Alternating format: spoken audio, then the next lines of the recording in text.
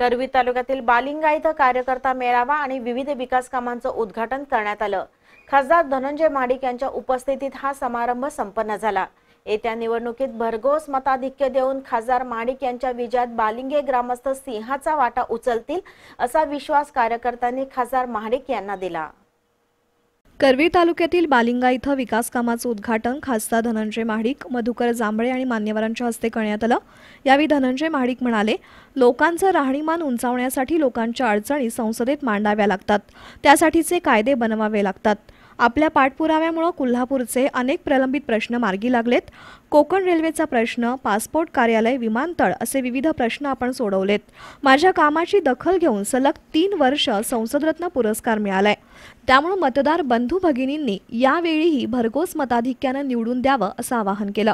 तर गेल्या निवडणुकीत करवीरमधून 35,000चं मताधिक्य होतं, ते यावेळी 50,000वर असेल असं यावेळी मधुकर जांभळे यांनी सांगितलं। सरपंच रुपाली बोंद्रे म्हणाल्या, धनंजय महाडिक यांनी 5 वर्षात विकास कामांचा धडाका सुरू केलाय।